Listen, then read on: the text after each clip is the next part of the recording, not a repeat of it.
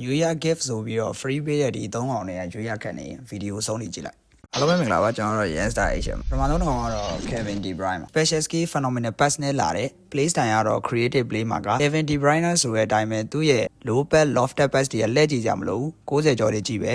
ဒါအပြင် phenomenal pass ပါတဲ့အတွက်စိတ်ကြိုက်ပေးလို့ရတယ် dribbling နဲ့ tight position လဲ90ဆိုတော့မစိုးတဲ့အနေအထားမှာရှိတယ် kick power လဲ90 area ထိပ်ကနေပြီးတော့အပြင်းကန်သွင်းလို့ရအောင်လို့လုပ်ပေးထားတယ်သူ့ရဲ့စောတဲ့ပုံစံက killer pass တွေပေးမယ်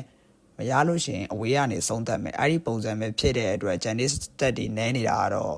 ပြောစရာတော့မလိုဘူးသူ့မှာပါတဲ့ skill တွေဆိုရင်လည်း passing နဲ့ shooting အတွက်ပဲထည့်ပေးထားတယ်အဲဒါကြောင့်မို့လို့ brother တို့ဒီကတ်ကိုသုံးနေတယ်ဆိုရင် AMF နေရာကိုပဲသုံးဖို့အကြံပြုချင်တယ် CMF နေရာထားလို့ရှိရင်သူ့ရဲ့ defensive မကူနိုင်တာကတော့အပြစ်ပြောလို့တော့မရဘူးသူကငကိုတွေက passing အနေနဲ့ creative sense စောတဲ့ကောင်းမို့လို့ယူတင်လာဆိုရင်တော့လုံးဝယူတင်ပါတယ် Kevin De Bruyne ရဲ့နောက်ဆုံး show time cap ဖြစ်မယ်လို့ထင်ပါတယ် Kevin De Bruyne ဆိုတဲ့အတိုင်းပဲကွင်းလည်ကနေပြီး killer pass တွေနဲ့ဖန်တီးပေးမယ် midfield မျိုးမရှိသေးဘူးဆိုရင်တော့ဒီကတ်က brother တို့အတွက်ပါပဲနောက်ကောင်ကတော့ Marcus Rashford ပါ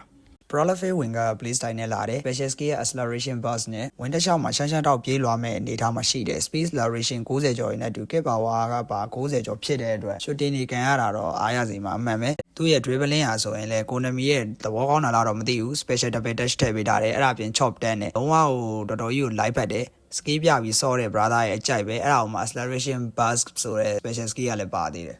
တစ်ချက်ခောက်ပြီးကိုယ်တွေကထိတ်ကကန်တာပဲဖြစ်ဖြစ်တစ်ချက်ခောက်ပြီးတော့ crossing တင်တာပဲဖြစ်ဖြစ်အဆင်ပြေတဲ့ win လို့မြင်ပါတယ်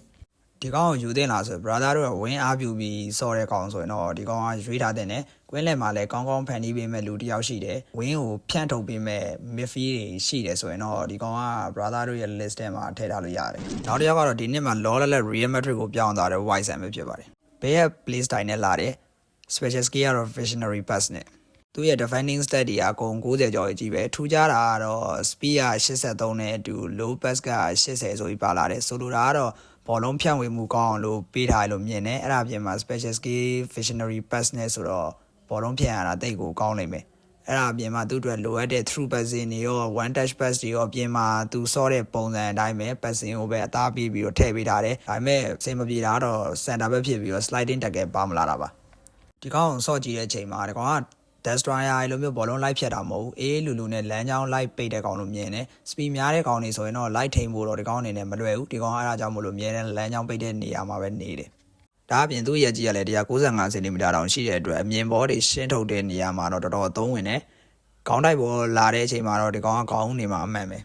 ဒီကောင်ကိုယူတင်လာဆိုတော့ကျွန်တော် personally ရပြောရရင်တော့မယူတင်ပါဘူးဘာလို့လဲဆိုတော့ကျွန်တော်စော့ကြည့်ရဲ့အချိန်မှာကျွန်တော်နဲ့ပဲ key မကိုက်လို့လာတော့မသိဘူးဘေးအပ်မှာဒီကောင်တဲ့ play of the week တွေကတော့ပိုကောင်းတယ်လို့မြင်တယ်ဒါပေမဲ့ passing ကတော့တော်တော်ကြီးကိုကောင်းတယ်ဘောလုံးဖြန့်ဝေမှုပိုင်းတွေမှာတော့တော်တော်ကောင်းတယ် defensive မှာ center back နဲ့မလိုက်အောင်အားနေတယ်လို့မြင်တယ်အဲ့တော့ဒီ3ယောက်မှာကျွန်တော်နံပါတ်စဉ်တက်ပေးရမယ်ဆိုတော့နံပါတ်1ကတော့ De Bruyne ကိုပေးပါတယ်နံပါတ်2ကတော့ Rashford ပါနံပါတ်3ကတော့ Wilson ပါ brother တို့ဒီ3ကောင်နဲ့ဘယ်ကောင်ကိုယူပြစ်လဲယူပြီးသွားရင်ရော3ရတာအဆင်ပြေရလားရွေးရခန့်နေရင်လည်းကျွန်တော်ရဲ့ comment မှာဝင်ရောက်ဆွေးနွေးညှင်းခုန်သွားလို့ရပါတယ်ကျွန်တော်ရဲ့အကြံပြုချက်လည်းပေးလို့ရပါတယ်ဒီနေ့ဗီဒီယိုကတော့ပါပဲအဆုံးထိကြည့်ပေးတဲ့အတွက်တရားကျေးဇူးတင်ကျေးဇူးတင်ပါတယ်ကျွန်တော်ကောင်မ e-football ကောင်နေရောင်းတာဝယ်တာလဲတာလာလုပ်လို့ရပါတယ်ကျွန်တော် giveaway ပေးဖို့ကကျွန်တော်နည်းနည်းကဲလွန်တဲ့အတွက်နည်းနည်းဒီရက်တော့နည်းနည်းရွှေ့လိုက်အောင်မယ်ကျွန်တော်မနှက်ဖြန်ကိုရွှေ့လိုက်ပါမယ်မနှက်ဖြန်မှာကျွန်တော်ပေးပြအောင်ပေးဖို့စဉ်းစားထားပါတယ်